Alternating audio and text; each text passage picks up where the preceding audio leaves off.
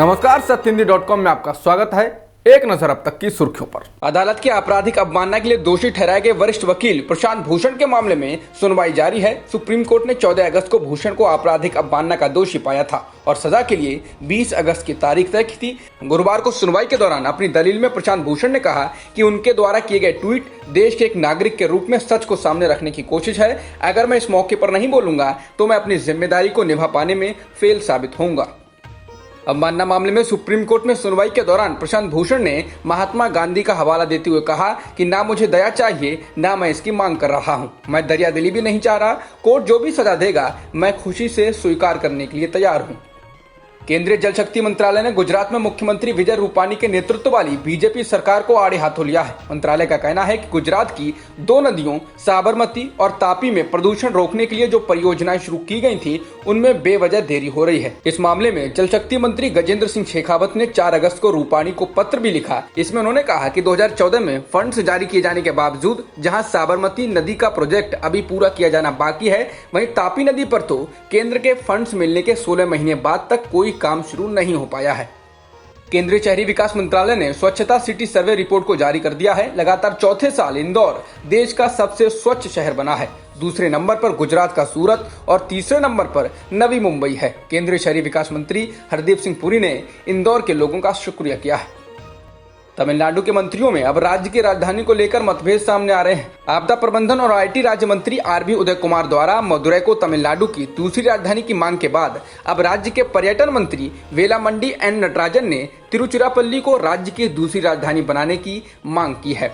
बता दें, इससे पहले आंध्र प्रदेश 3 राजधानियों के प्रस्ताव पर मंजूरी दे चुका है और अब तमिलनाडु में भी ऐसी ही मांग उठ रही है।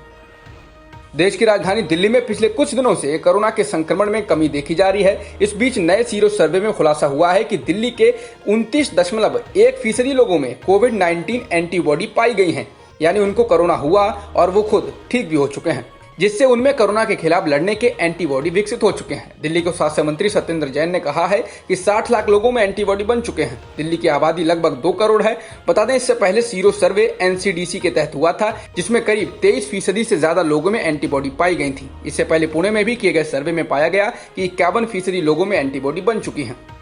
भारत में एक दिन में 69,652 नए कोरोना संक्रमण के मामले दर्ज किए गए हैं और 977 लोगों की मौत हुई है, जिससे कुल संक्रमितों का आंकड़ा 28,36,000 के पार हो गया है और मृतकों की संख्या 53,866 हो चुकी है। फिलहाल एक्टिव मामले 6,86,000 के पार हैं। भारत में एक दिन में 9,18,000 से अधिक सैंपल्स की टेस्टिंग हुई है, जिससे देश में अब तक हुई कुल टेस्टिंग का आंकड़ा 3,26,00,000 के पार हो गया है।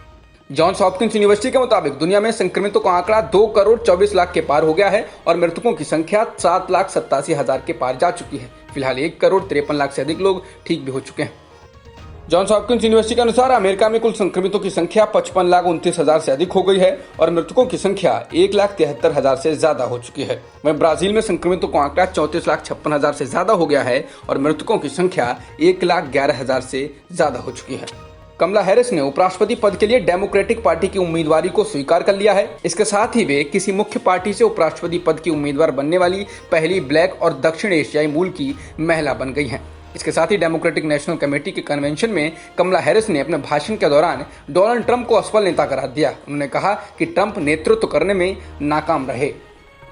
अपनी स्पीच के दौरान कमला हैरिस ने कहा कि नस्लवाद के लिए कोई वैक्सीन नहीं है। उन्होंने ट्रंप द्वारा उनके जन्म को लेकर लगाए गए निराधार आरोपों को ध्यान में रखते हुए विशेष रूप से ऑकलैंड के अस्पताल में अपने जन्म का भी उल्लेख किया। बता दें, ट्रंप ने कमला हैरिस के अमेरिका में जन्म को लेकर सवाल उठाए थे। अब तक की खबरों में इतना ही। बाकी खबरों के लिए बने रहिए सत्यहिंदी.com के साथ।